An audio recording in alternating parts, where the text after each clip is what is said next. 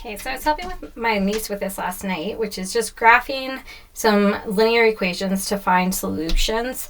So I wanted to just try a few and go over that in grade 10 math, when you're in the form of y equals mx plus b, we can always use this to graph because the b is your y-intercept. So here we have your y-axis going down, and if you plot that point, your y-intercept happens when x is 0 and y is 3. Then you can use your slope to get to your next point. So to get to your next point, you just have to assign that negative to either the top or the bottom. I usually keep it to the top. You go down 5. So from my point, go down 5. 1, 2, 3, 4, 5, and over to the right 3. 1, 2, 3. Once you've plotted that point, then you can try your best to connect your dots with a nice straight line. Hopefully you're using a ruler. Now, the second line, same idea. This point here has a y-intercept of 0 and negative 3. So I can start with that point, and then I use my slope to get to the next point. So I'm going to go up 1 to the right 3.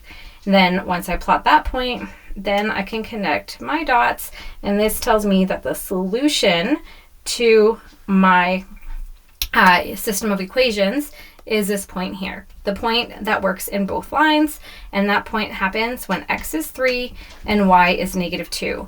So the solution to this system is 3, negative 2. So let's try a couple more. This next one, if y is negative 1, that means no matter where you are, y will always be negative 1. And so negative 1's here. So that means you have a horizontal line at y equals negative 1. Pretend that's going over negative 1 nicely. And then we'll use what we said in the last one. So this positive 4 means you have a y-intercept of 0 and 4. So we'll plot that point, and then you use the slope of negative 5 over 2 to get to your next point. So go down 5, so 1, 2, 3, 4, 5, over 2. So we can plot that point, connect your dots as nice as you can. So this point here happens at 2 and negative 1, and that would be the solution to this system, the point of intersection. Okay, looking at just one more, you have a y-intercept of negative 3. Using your slope, get to the next point, go up 1 to the right 3, plot that point. As long as you have 2 points, connect your dots. And then the second line, you have a slope of positive 1 and 0. Sorry, when x is 0, y is positive 1. And this slope, if you have a negative 1, so there'd be a negative 1 in front of x, to make it a fraction, put it over 1. So you're going down 1 to the right 1, and just get enough in there, so down 1 to the right 1, get enough points to connect your dots.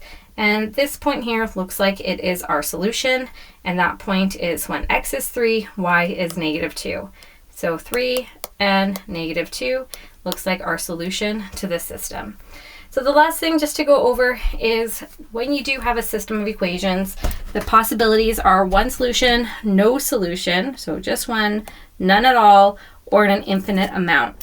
So just to go over those circumstances, if you are drawing two lines and you have both lines in the form of y equals mx plus b, so line 1, line 2, as long as your slopes are different numbers, you'll always have one solution. So if m's are different, you will have a solution.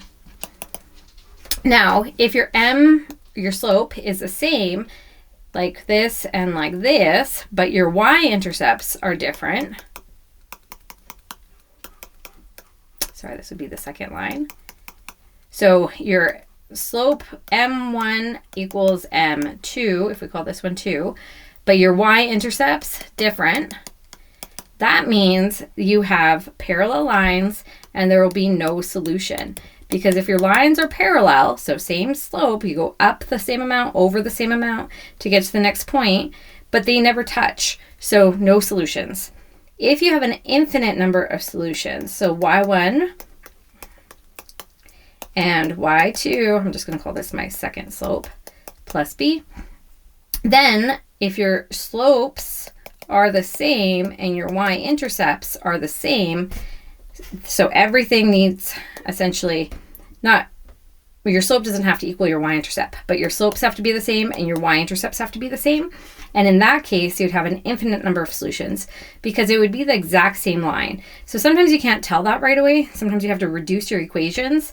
But if you have the exact same line, that means you have one line right on top of the other, and every solution, or every point along this line is a solution. So that's infinite number. Like always, if you found this video helpful, please subscribe and like. And if there's any other video I can do for you, please just let me know. Thanks for watching.